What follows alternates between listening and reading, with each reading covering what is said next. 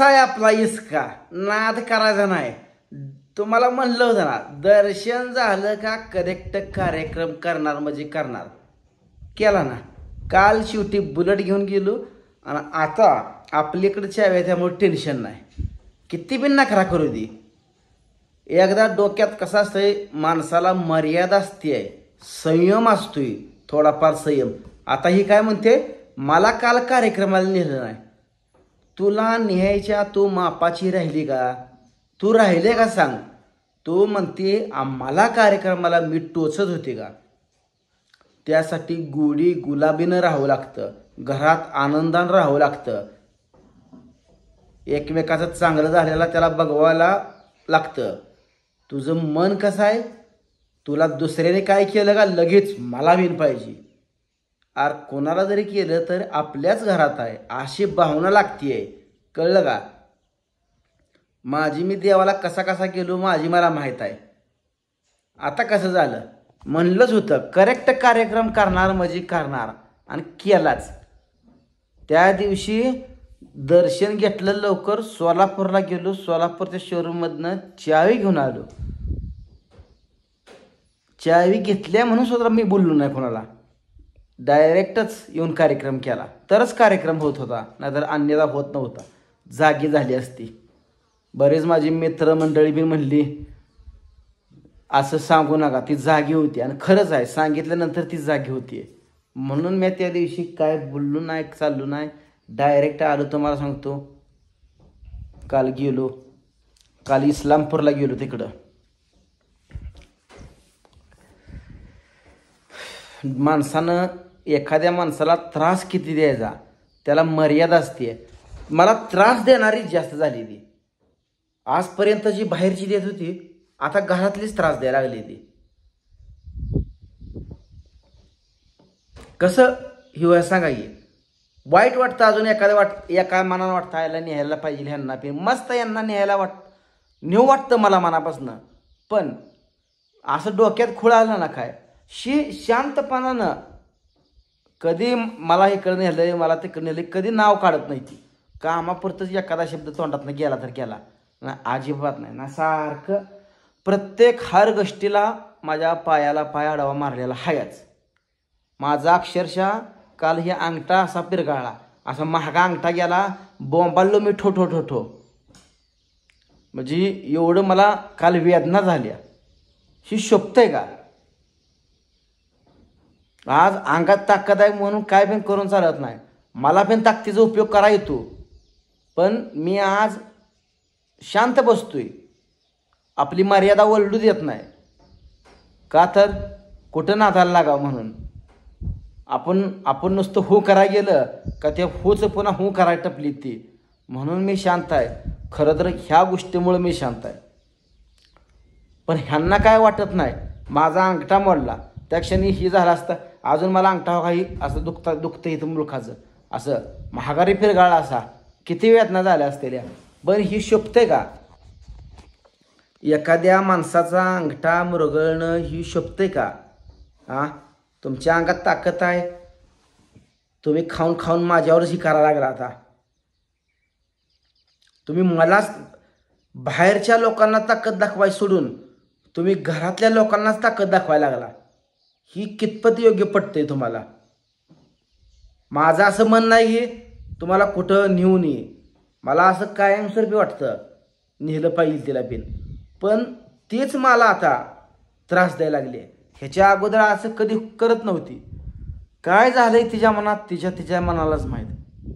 आज तागायत ती अशी कधी करत नव्हती. पण ह्या 6 महिन्यात 7-8 महिन्यात जी एवढा म्हणतीत ना चळ माजवला आहे, तसं झालंय काम. जीवन जगायला सुद्धा मुश्किल करून टाकलंय. रोज उठून तोंड बघायचं आहे आणि रोज नवीन काय तर कुसपाट असतं. या कुठं मी चाललो, कपडे घालण्यापासून जे माझ्यावर ध्यान असते तुम्हाला सांगतो. कपडे घालाय चालू केली म्हणलं का हे बेचारीचं ध्यानच असतंय कुठं जातोय आणि कुठं नाही. ह्यांना वाटतंय मी फिरून ये, मी कुठं जाऊ नये, घरात बसाव. अरे घरात बसून काय वावा खाणार आहे का तुम्ही? काय आणायचं बिनायचं नसते का? 4 माणसात जावं लागते. लोक आज आपल्याला एवढे ह्यानं आवर्जून बोलवतील लांब लांब, ह्याचा अभिमान पाहिजे. यांना अभिमान नाही, यांना फक्त स्वतःला मान पाहिजे. एखादा म्हणतो माझ्या घरातल्या माणसाला मान मिळाला ती मला मिळल्यासारखं झालं, पण तसं नाही. मला मिळलं पाहिजे आणि मान मिळवासाठी त्याला कष्ट पण करावं लागतंय. व नुसतं गेलं काय मान मिळतो असा नाही. मला सांगण्याचं तात्पर्य एकच आहे की घरातल्या माणसाला त्रास देऊ नका. आयुष्य तुमचं बदलून जाईल, लाईफ तुमची बदलून जाईल, पण घरातल्या माणसांचा चांगला विचार करा. आणि वेळ पडली की घरातलाच उपयोग येतो. शब्द माझा ध्यानात ठेव. जो कोणी तुला कोणही असेल कधीच तुझ्या मदतीला येणार नाही. फक्त घरातल्याच माणसाला माया येते. काटा मोडल्यानंतर रक्त आलं ती घरातल्या माणसाच्या डोळ्यातनं अश्रू येतात. ज्ञान देणारी भरपूर असतात, ज्ञान देणारी भरपूर असतात, पण ती खरं जीव लावणारी माणसं वेगळी असतात. कळत नाही. मी आज तर काय सांगतोय कळं ना. माझं म्हणणंच मी म्हणजे स्वार्थी वाटतोय. अरे बाबांनो, मी स्वार्थी जरी असतो, स्वार्थी असते तर आजपर्यंत हे केलं असतं का? तिला असं वाटतंय मी माझा स्वार्थ साधतोय.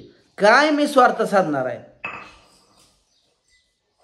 मी आज तागायत काय स्वार्थ साधला? तिनं बिन सांगा. स्वार्थ असता तर असं घरात ह्याला वेगळं त्याला वेगळं खेळलं असतं. कपडे घेताना सुद्धा सगळ्यांना सारखी आणतोय. कुठं कोणाला पंजनं बिंजनं करायची झाली तर सगळ्यांच्या पोरांना समान करतोय. मग माझ्या भोवती तू का अटतेस? आईबापाला तिच्या सांगितलं, आईबाप म्हणते ती घ्या सांभाळून. मी किती दिवस सांभाळून घेणार? माझी पिन मर्यादा असते, माझी पिन मर्यादा असते. ज्यावेळेस माझी पिन मर्यादा संपल ना त्यावेळेस आता कसा चावीचा कार्यक्रम केला तसा त्याचा सुद्धा कार्यक्रम होईल. आज वॉर्निंग म्हणून सांगतोय, मर्यादा ओलांडू नका. भावाला समजतंय सगळं म्हणून भाव शांत आहे, पण भावाच्या डोक्यात वेगळंच किड शिजवते असतो. थोडं काय झालं का? काल माझ्या गडबडीत मी भावाच्या वाढदिवसाची स्टोरी सुद्धा ठेवली नाही. इतकी माझ्या ह्या बिचारीने टेन्शन दिल्यामुळं मी भावाला स्टेटस सुद्धा ठेवला नाही वाढदिवसाचा. तर माफ करा मला सगळीजण. मला ह्या बिचारीने टेन्शन दिल्यामुळं मला काय काल सुचलं नाही आणि गडबडीत अर्जंट कार्यक्रमाला पोचायचं होतं. त्या ह्याच्यात मी स्टेटस सुद्धा ठेवला नाही. तर माझ्या हनुमंत भावाला काल झाला वाढदिवस, पण मी आज शुभेच्छा देतो. लेट का असं भाव माझा मानून घेतोय, मला बी माहीत आहे. माझ्या भावाला उदंड आयुष्य लाभो हीच ईश्वरचरणी प्रार्थना. आणि भावा टेन्शन घेऊ नको.